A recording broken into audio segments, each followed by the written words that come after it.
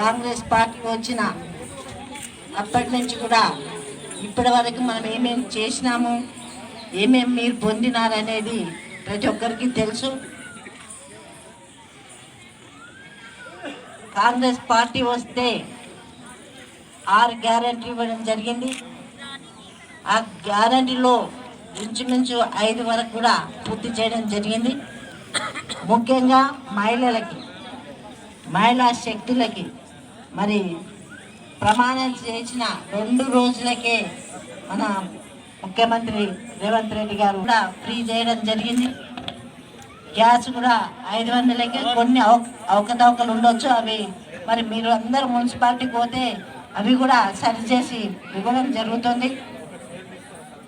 ముఖ్యంగా పట్టణంలో ఉన్న సమస్య పెద్ద సమస్య, ఇళ్ళు కానీ ఇళ్ళ స్థలాలు కావాలని చాలా మందికి ఉన్నది. మరి అది తప్పకుండా పట్టణంలో ఈ 30 ఏళ్ళు 40 ఏళ్ళ నుంచి కిరాయికి ఉండడం జరిగింది. అలాంటి వాళ్లకు ఈ కులగణ సర్వే తర్వాత మీ అందరు కూడా ఇల్లు ఇవ్వడం జరుగుతుంది. ఎలా నిద్రపోకుండా ఉంటుంది. మరి ఇప్పుడు కలెక్టర్ గారు వచ్చినారు, స్వాగతం సుస్వాగతం. ముఖ్యంగా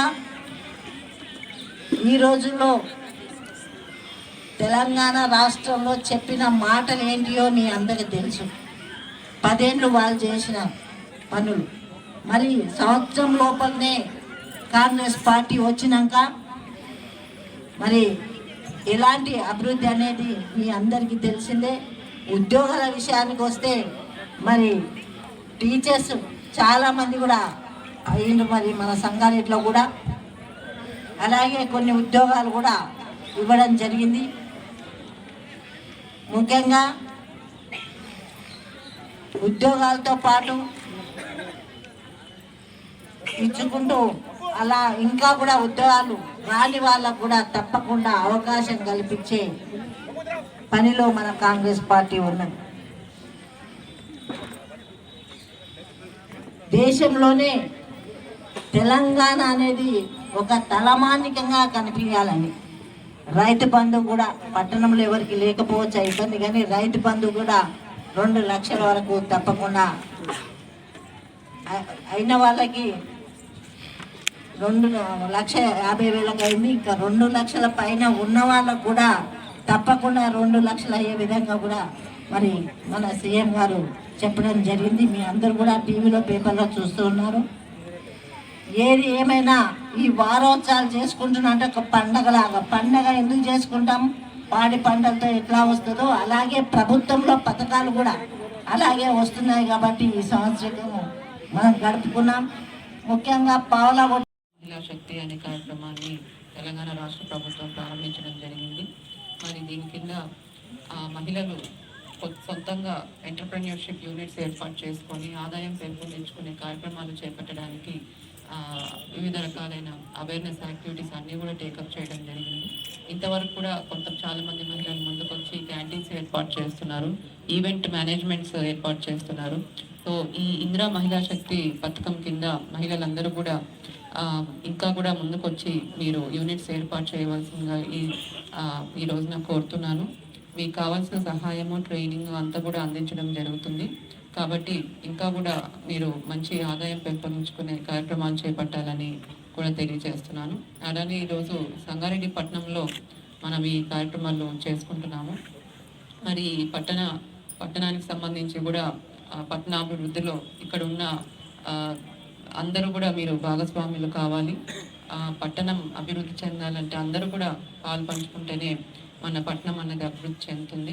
కాబట్టి మీ అందరూ కూడా శానిటేషన్లో కానీ, గ్రీనరీ మెయింటెనెన్స్లో కానీ, ట్యాక్స్ కలెక్షన్లో కానీ అందరూ కూడా మున్సిపల్ కౌన్సిల్కి సహకారం అందించవలసిందిగా కూడా సభావేదికగా మీ అందరినీ కూడా కోరుతున్నాను.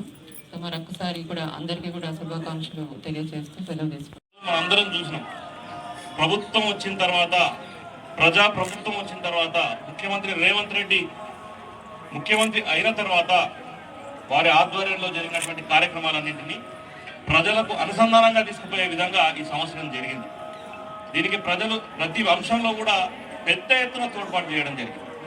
మీరందరూ చూస్తున్నారు, యువకుల కోసం ఒక్క సంవత్సరంలో 50,000 పైచిలకు ఉద్యోగాలు ఇచ్చిన ఘనత భారతదేశంలో ఈ రాష్ట్రానికి తప్ప ఇంకెక్కడ దక్కలే.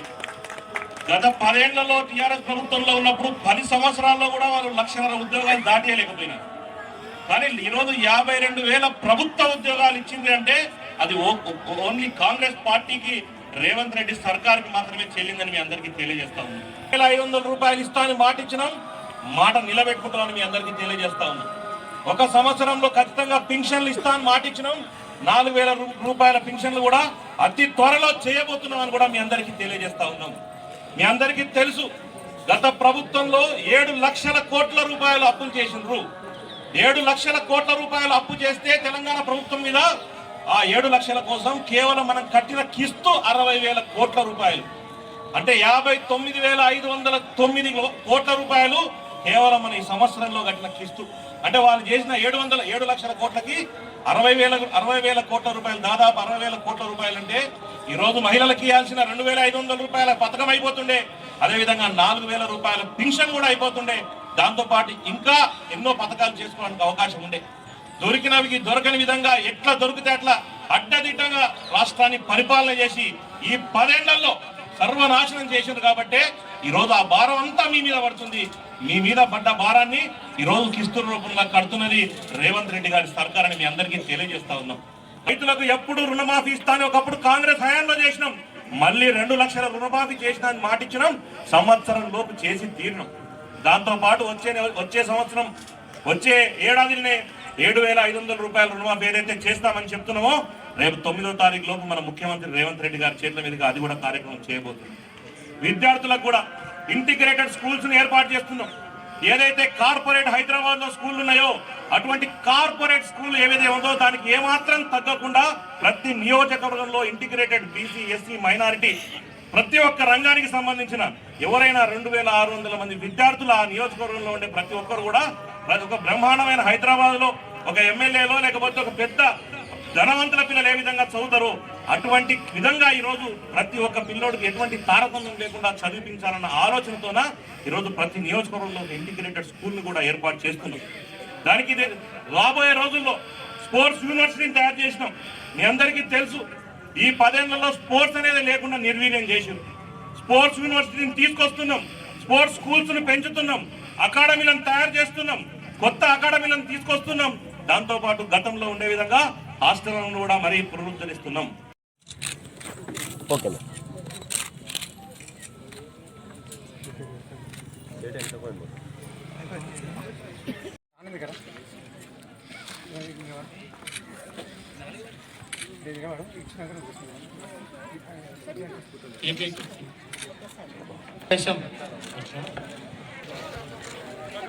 శశికళ, సుగుణ రెడీగా ఉండండి.